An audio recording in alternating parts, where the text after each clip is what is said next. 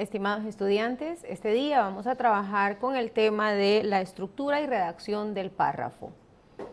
Este tema también tiene gran importancia para nosotros. ¿Por qué? Porque en el proceso de redacción académica es importante entender que cuando nosotros vamos a dar a conocer información, hay que ser coherentes al hacerlo. Una de las grandes cualidades que vamos a conocer este día en cuanto a la estructura del párrafo es la coherencia que debe existir entre las ideas que nosotros expresamos y los distintos momentos en los que vamos a hacerlo.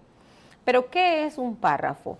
Un párrafo puede ser un conjunto de oraciones que se unen entre sí, se conectan ya sea con algún elemento cohesivo, que ya hemos hablado en anteriores clases sobre ellos, o bien que se introducen a través de distintos marcadores textuales.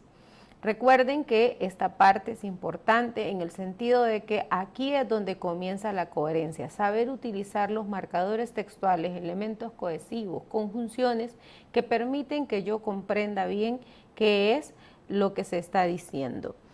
Una de las principales características del párrafo es la coherencia. ¿Por qué? Porque la coherencia lleva a nuestro lector a la comprensión. Si mi coherencia como escritor no es adecuada, es posible que mi lector no comprenda aquello que yo estoy tratando de dar a conocer. Las ideas no van a tener sentido para él si son ideas que están de manera disparatada o desordenadas dentro de lo que estoy tratando de expresar. Recuerden que un texto académico no busca solamente dar a conocer información, sino la comprensión del que los lee, el interés de quien lo lee. ¿Por qué? Porque siendo de producción académica puede dar lugar a nuevos estudios, a generar otro tipo de ideas, pero si ni siquiera tiene sentido lo que hemos expresado, entonces se pierde todo lo que se ha hecho, todo esfuerzo que pudo haberse hecho antes. Si esto no se encuentra bien plasmado dentro del documento, se pierde. Se distingue visualmente dentro del texto un párrafo, que es otra característica que tiene, porque hay estructuras como bloques dentro de las páginas. Cada vez que nosotros escribimos, esos pequeños bloques que se presentan dentro del texto son conocidos como párrafos. Ahora, en cuanto a la estructura, generalmente trabajamos con una oración temática dentro del párrafo, una dentro de cada párrafo que está dirigida, y luego van a aparecer ideas de apoyo alrededor de esta. Si, por ejemplo, yo estoy nombrando las características de algún elemento dentro de mi investigación, al enumerarlas, por cada párrafo yo puedo describir las cualidades de esa característica que yo estoy enumerando. Si, por ejemplo, digo que los estudiantes utilizan distintos tipos de situaciones que pueden estar afectando su rendimiento, entre estos el uniforme, el uso de uniformes. ¿Por qué? Porque los uniformes tienen una connotación y doy la explicación. El uso de uniformes es como la idea generadora que yo tengo y luego vienen las ideas de apoyo, elementos históricos, elementos sociales, elementos culturales, que yo voy a mencionar dentro de esto. También pueden tener alguna base teórica cuando se van explicando. Cada una de esas ideas que se van expresando ahí son las que nos permiten a nosotros identificar la estructura del párrafo. Así, por ejemplo, ustedes pueden ver que tenemos una idea nuclear solo para un párrafo, una idea nuclear temática, como es el caso que hemos mencionado anteriormente de los uniformes o el uso del uniforme en los centros escolares, y luego las ideas de apoyo, ¿verdad? La trascendencia histórica, la idea familiar que se tiene, por ejemplo, las ideas culturales que existen alrededor de esta. ¿Qué se sabe sobre los uniformes y las formas que se tienen de educación militarizada? O bien teorías que hablan sobre el orden que permiten un mejor desarrollo, digamos, en cuanto a la educación a través del uso de uniformes. Esos temas que parecen tan breves, tan pequeños, son los que van a trabajarse dentro de un solo párrafo, ¿verdad? Una sola estructura. Claro, cada una de estas ideas no pierde de vista la idea nuclear, que es el uso del uniforme.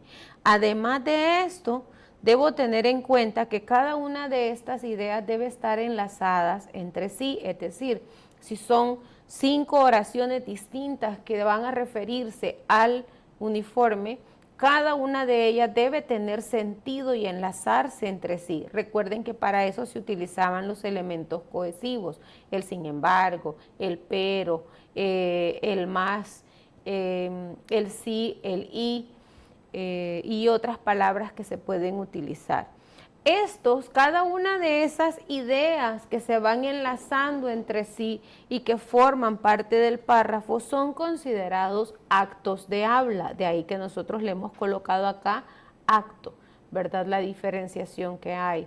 Un acto de habla es una emisión completa de una idea completa, pero que está relacionada con otras anteriores. Además de eso, los actos nunca pierden de vista la idea nuclear y cada acto está relacionado entre sí. Cuando nosotros nos expresamos, le damos relación a lo que estamos diciendo. De ahí que la característica principal de un párrafo sea la coherencia. Ahora, ¿esto cómo se hace? A través de la forma en la que nosotros estamos expresándonos.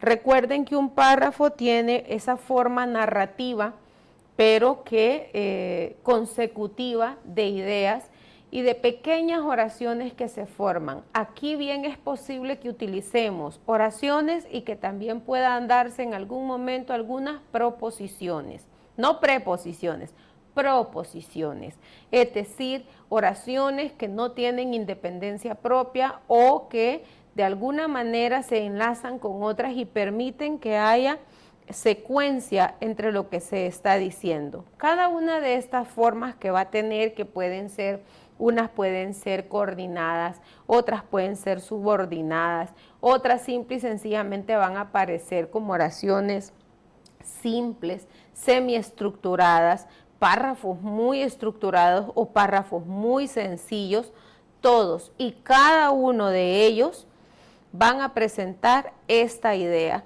que nosotros vamos a tener, que es la idea nuclear. Todos van a girar en torno a esa pequeña maraña que nosotros hacemos, ¿verdad? Ese tejido que se da cuando nosotros expresamos nuestras ideas debe tener coherencia.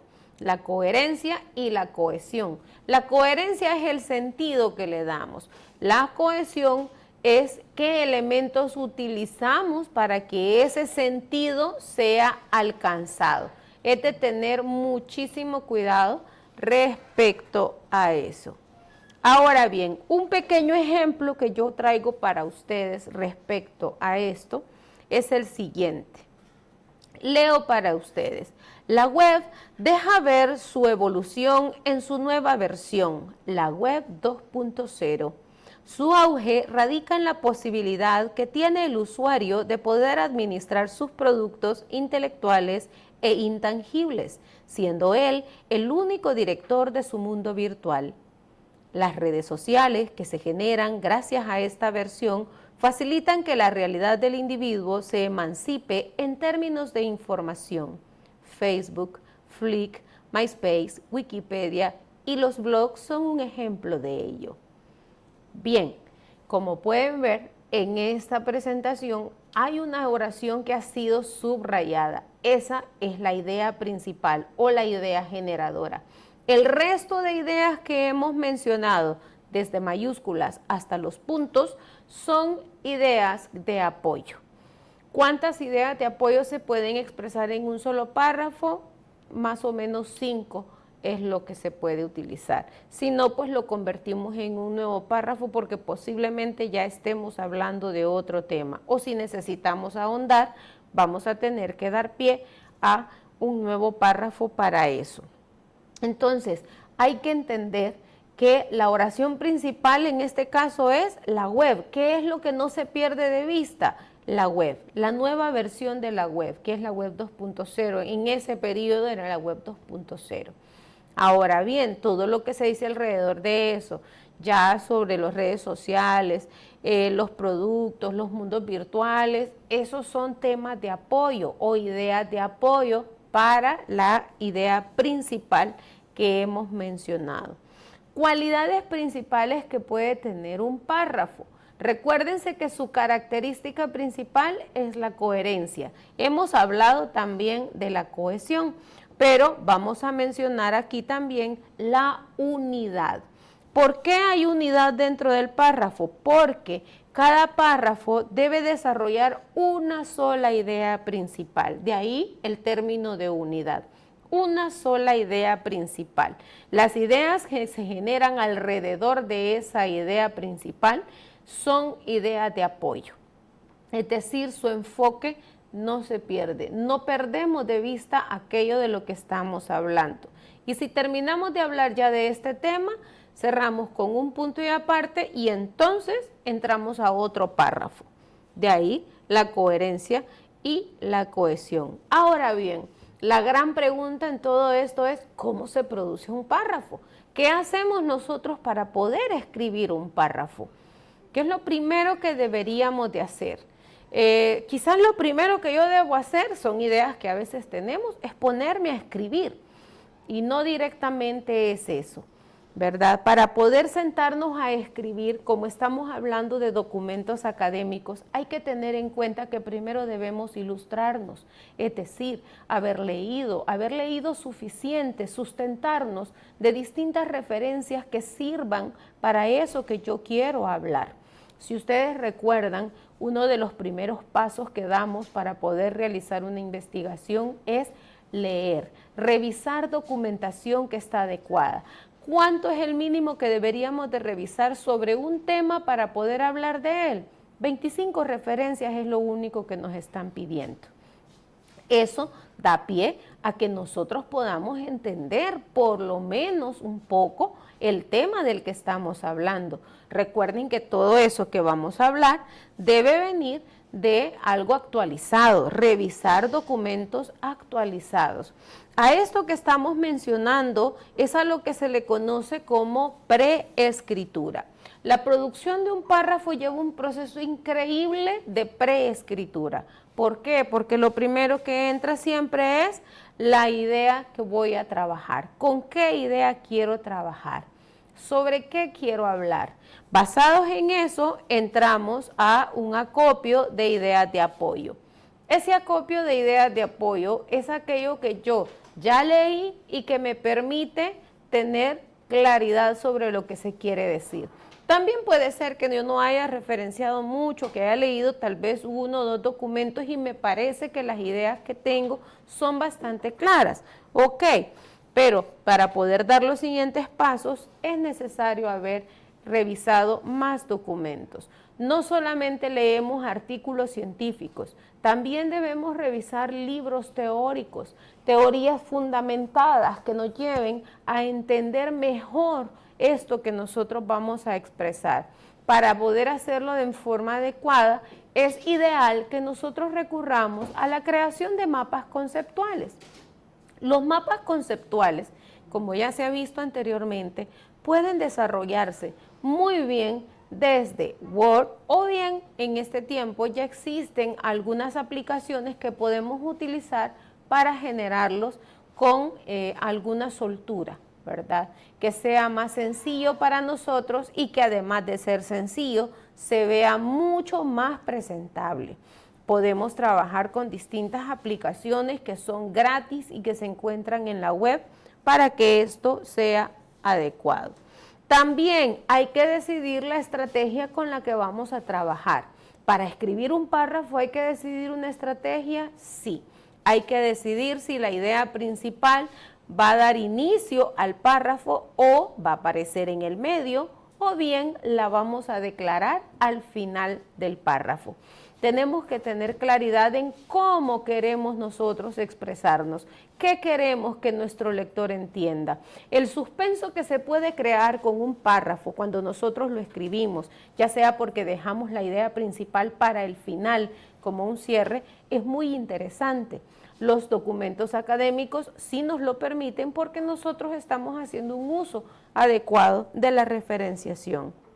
También hay que tener claro que la idea nuclear o la idea generadora debe aparecer en forma explícita o bien quedar en forma implícita. Dependiendo del tipo de lector al que vayamos a referirnos, del tipo de documento académico con el que estamos trabajando, esto puede tener o no mucha trascendencia. Si por ejemplo nosotros estamos trabajando con un ensayo, en un ensayo es más sencillo que los párrafos lleven ideas implícitas. ¿Por qué? Porque no hay una sustentación hipotética en la que nosotros estemos trabajando, es decir, no hay una tesis que vaya a llegar a comprobarse. Pero si, por ejemplo, estamos trabajando en un documento o un proyecto ya de tesis, es importante que las ideas queden claramente escritas. Por ejemplo, una de las formas en las que nosotros tenemos un direccionamiento para escribir este documento es a través de la descripción del problema de investigación. Aquella gran pregunta que nosotros elaboramos es la que nos lleva a nosotros a crear luego el objetivo y luego pues a tener un tema bastante bien estructurado para que sea comprensible para nuestro lector. También es importante tener idea de cómo queremos dar a conocer la información. Si queremos hacerlo con un método deductivo, si queremos irnos de lo general a lo particular o queremos iniciar por lo muy particular y luego establecer líneas generales. Esto es una decisión que toma cada persona cuando escribe. Nosotros debemos decidir cómo queremos llevarlo, desde dónde queremos trabajar. Si desde la amplitud de una estructura, que puede ser cualquier tema, y luego terminar y decir, pero solamente vamos a trabajar de toda esta estructura, solo nos interesa esta parte. Si por ejemplo están trabajando dentro de una empresa, ustedes van a ver todas las áreas que se pueden implementar ahí en algún tipo de estrategia. Entonces ustedes van a ver el área financiera, el área operativa, atención al cliente y formación, ¿verdad? Por ejemplo, esas 4 áreas. Pero la que a ustedes les interesa es formación, formación del personal. Entonces, ustedes inician hablando lo general y terminan hablando solo de la formación de el personal que trabaja dentro de la institución. O bien, es cierto, pueden iniciar con el tema de formación y terminar hablando sobre las 4 áreas que también se ven involucradas en este proceso. El ordenamiento de las ideas, esto es súper importante. ¿Por qué? Porque esto le da estructura. Gracias a Dios, nosotros dentro de la universidad contamos con un protocolo para este tipo de situaciones. Cuando ustedes están desarrollando su anteproyecto o van a desarrollar un ensayo para presentar su tesis, o bien van a hacer una tesis, ustedes van a encontrar un protocolo que les indica cómo debería de ir estructurado. Recuerden que la estructura y el estilo son los que me aperturan a mí una buena presentación. La estructura es como tener nosotros ordenado el traje que vamos a utilizar. No se utiliza o no debería de ser conveniente utilizar un vestido de noche, un traje formal para los caballeros con un smoking, con unos tenis, ¿verdad? Se ve desordenado, no queda bien, no hay coherencia en la estructura. Eso mismo sucede cuando nosotros escribimos. Debe haber coherencia. Cada una de las palabras que usted elige cuando está escribiendo debe tener la intención de ser comprendida por su lector. Hay que tener en cuenta que el tipo de lector que vamos a tener aquí es donde hay mucha influencia de los lenguajes propios de cada una de las carreras, ¿verdad? El uso de jergas profesionales es indispensable en la escritura académica. ¿Por qué? Porque si bien es cierto, podemos llegar a dirigirnos a todo tipo de público, debe quedar implícita la huella del tipo de profesional que ha escrito ese documento. También la precisión de las conexiones lógicas. Esa araña que nosotros creamos ahí, ¿verdad? Ese tejido que se ha creado en donde una idea se genera y hay ideas de apoyo alrededor de esta, eso debe aparecer ahí. Debe haber una estructura bien fundamentada y que permita que las ideas tengan mucha lógica. Pasado todo este proceso, entonces, y solo entonces, podemos entrar al proceso de escritura, que implica la redacción del párrafo con las estrategias, con herramientas que se nos han provisto para la escritura, es decir, darlo a conocer y saber qué tipo de ideas son las que estoy generando, y finalmente una revisión múltiple.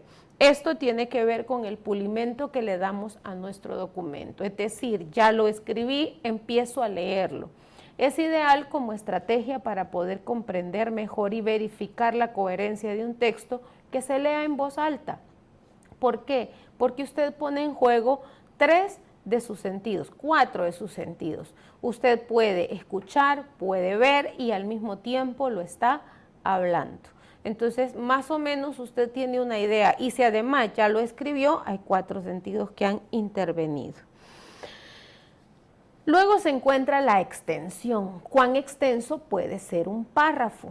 Sobre esto hay una diversidad de opiniones que deberíamos nosotros a veces considerar. Sin embargo, en líneas generales, yo presento la opinión de 2 autores.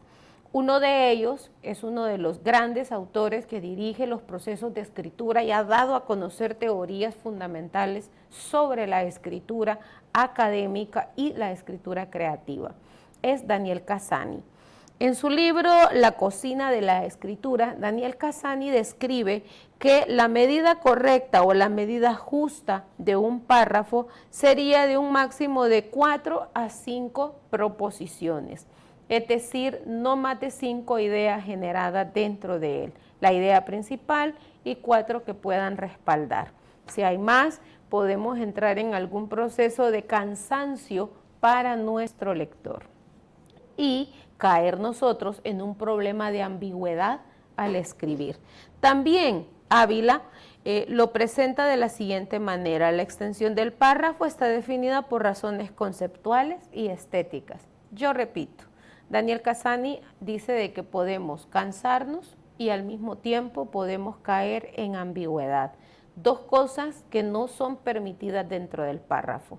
¿Por qué? Porque se busca que sea comprendido, no que canse. Y también se busca que tenga coherencia y que tenga sentido, unidad, no ambigüedad. Entonces deberíamos de tomar en cuenta esto para poder escribir. Ahora, cuando nosotros escribimos, es cierto que en algún momento de tanto que se está escribiendo, podemos caer en algunos errores de construcción del párrafo. Recomiendo que pongamos atención cuando hagamos el pulimento de revisar si no hemos cometido algunos de estos errores que voy a mencionar a continuación. Por ejemplo, los desequilibrios. Párrafos que son muy breves o párrafos que son demasiado extensos. Si un párrafo es muy extenso, puede dar lugar a la ambigüedad o a una sobreinformación que confunda al lector y ya no se sepa de qué está hablando. También el desequilibrio puede llevarnos a nosotros a escribir o a repetir ideas que ya se han mencionado. El desequilibrio también puede presentarse si, por ejemplo, el párrafo es muy corto, como es el caso del ejemplo que tenemos ahí, en donde solamente hemos mencionado 8 o 10 palabras y ya no hay más. Y esto nos deja a nosotros como en expectativa de qué más se quería decir alrededor de esto. Los desequilibrios no son buenos. Recuerden que hablamos de unidad, coherencia y cohesión como cualidades del párrafo. Las contradicciones. No son admitidas las contradicciones dentro del párrafo, a pesar de que a veces se ve muy bonita la estructura, el orden de las palabras puede ser adecuado, pero la coherencia de lo que se dice no es correcta. Una de las cualidades del párrafo es la coherencia, y si ustedes pueden leer, por ejemplo, lo siguiente, entenderían a qué nos referimos. Que se oye muy bien, les voy a saber decir. Dice: las plantas almacenan energía con ayuda de la luz solar, motivo por el cual es de vital importancia tenerlas al descubierto al caer la noche, para que el sol cumpla su respectiva función en el proceso de fotosíntesis. A simple vista, todo parece muy bien, todo tiene sentido, todo tiene estructura, la estructura. Pero si caemos en cuenta, dice que deben someterse a la luz solar. Y por eso es importante sacarlas en la noche para que reciban ¿qué? Dice que se saquen en la noche para que el sol cumpla su función. ¿A qué hora está el sol? Y que puede estar sobre las plantas en el día. Si lo sacamos en la noche no tiene sentido. Esas pequeñas contradicciones o sinsentidos que se pueden presentar en una estructura de un párrafo pueden echar a perder todo lo que se ha trabajado, porque todas las ideas ahí son correctas, salvo el uso de la palabra noche, que es donde se pierde el sentido.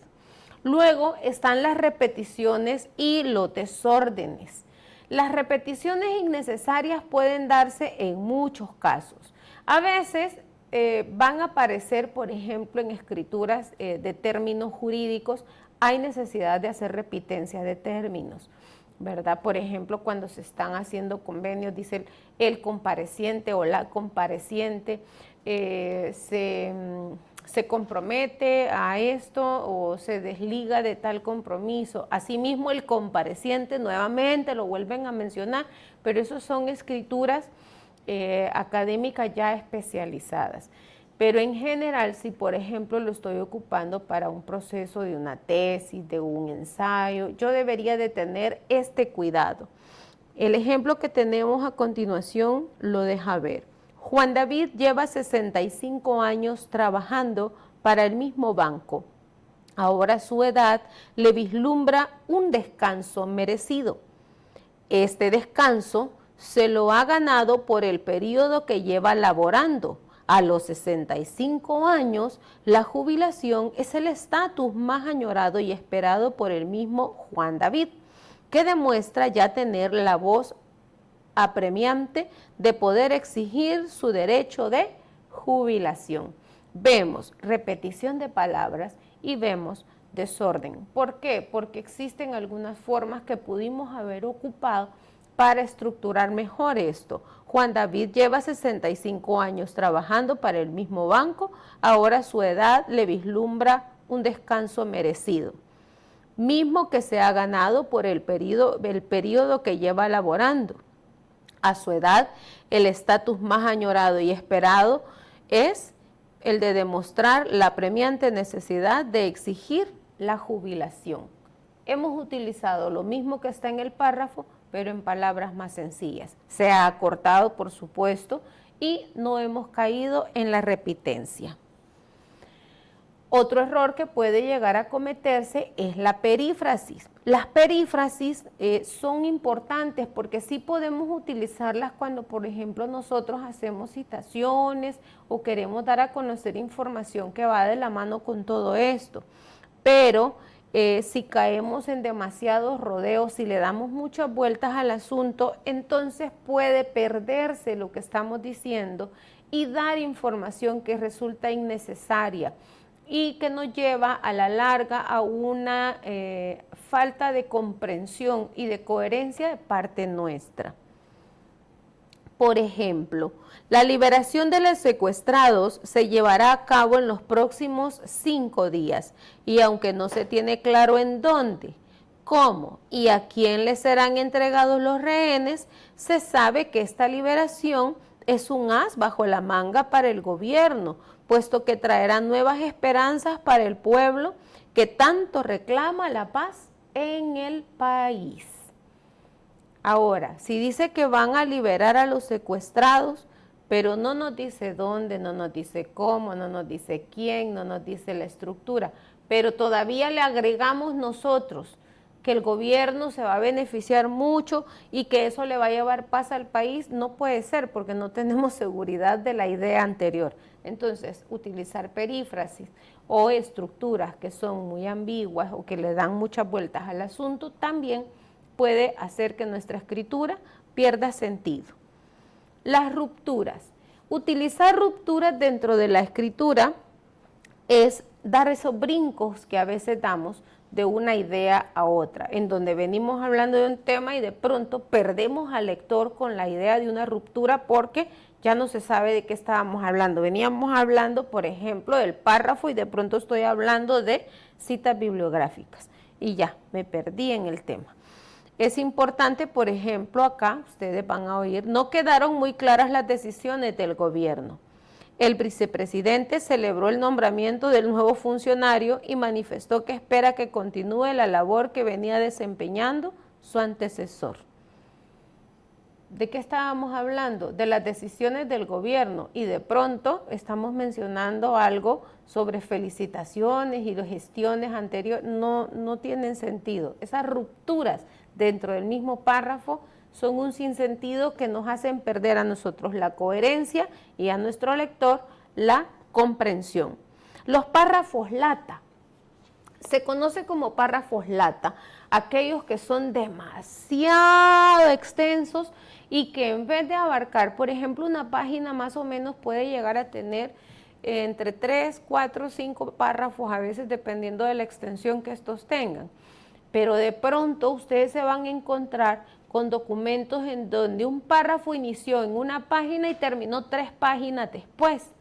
Esto no es posible. Eso es un párrafo lata, porque la persona que lo lee se aburre leyéndolo, pierde el sentido de lo que se está diciendo y en algún momento hace que el documento que está escribiendo caiga en perífrasis, en ambigüedad y en otra serie de errores que no deberían de cometerse. Los párrafos lata no son convenientes para documentos académicos.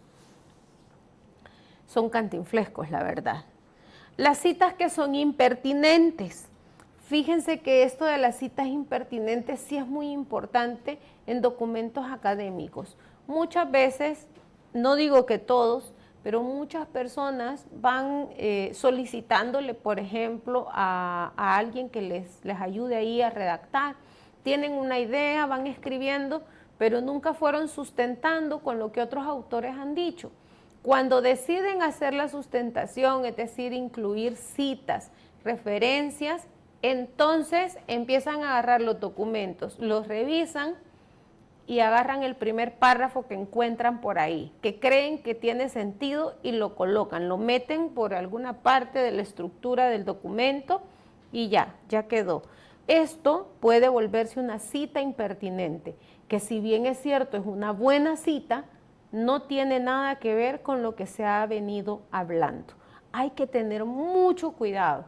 No se puede trabajar con citas que no pertenecen al tema del que estamos hablando. Recuerden que una de las características del párrafo es que hay una idea nuclear que se va a mantener y todas las ideas de apoyo, que bien pueden ser citas, van a estar alrededor de esa idea nuclear. Entonces hay que tener muchísimo cuidado.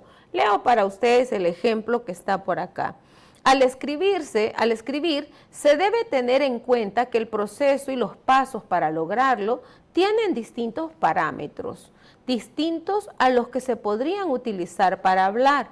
Aunque se comunica, el solo hecho de que el verbo sea diferente hace que merezca un manejo adecuado.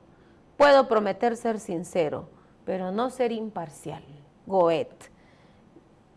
No tiene nada que ver la frase de Goethe, que es una muy buena frase, con lo que hemos venido diciendo, que era algo sobre la escritura. Ahí es donde pierde el sentido. Caer en plagio voluntario e involuntario cuando se escribe.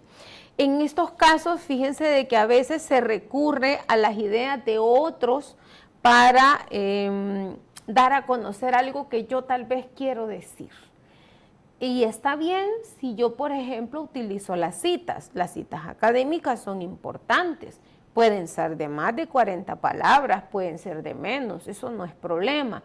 La situación es que yo reconozca la autoría de quien lo ha dicho. Recuerden que para eso existe la propiedad intelectual. Pero si, por ejemplo, yo utilizo las palabras, lo que comúnmente nosotros llamamos copiar y pegar, eso me puede llevar a mí a caer en un plagio. Tal vez de manera involuntaria, porque según yo estoy estructurándolo de otra manera.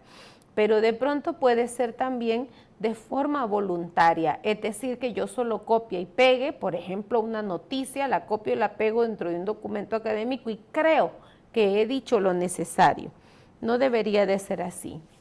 Una de las formas de plagio voluntario que se puede dar o que está muy de moda es a través del uso de las inteligencias artificiales. Es tan sencillo cuando nosotros entramos al ChatGPT o utilizamos otra de las inteligencias que existen y le pedimos que nos explique algo, que nos dé alguna información, que nos cree un ensayo, por ejemplo. Se lo pedimos y parece muy bien escrito, muy bonito. Hoy hay una cantidad de inteligencias que humanizan esto que nosotros estamos escribiendo. Pero quizás lo más importante que yo doy a conocer o que yo resalto en estas situaciones, en esos ejercicios que se pueden hacer, que no estoy en contra, considero que la inteligencia artificial debe utilizarse correctamente y sí se puede utilizar con fines académicos. Hay que tener mucho cuidado de dónde está tomando esa información, cuál es la fuente que está utilizando, porque yo puedo creer que es una generación de contenido original y seguramente me voy a encontrar con que es un contenido que ha sido producto de plagio, es decir, lo tomó de algún lugar de la web y lo trajo acá porque era útil, lo concatenó adecuadamente y entonces tiene sentido para mí, pero ha sido copiado de otro lugar. Algunas de las situaciones que se pueden presentar con el uso de inteligencia artificial son las limitaciones de comprensión, porque a veces no entiende o no comprende porque no le delimitamos correctamente lo que queremos, la falta de empatía, es decir, esa falta de humanización que debe tener la estructura del párrafo o del documento, los problemas de confianza con que se pueden dar a conocer o que se presentan y las fuentes no fiables o difíciles de encontrar, ¿verdad? A veces le ponen por ahí y por favor cita autores y cita autores que jamás va a encontrar usted en la web. Nunca encuentra los documentos porque no sabemos ni de qué época pueden ser. Bien. Con toda esta información que ya tenemos, vamos a entrar a la parte de los ejercicios. Esto lo van a encontrar ustedes en el aula virtual para que podamos elaborar párrafos. Ha sido todo por este día. Muchísimas gracias por su atención.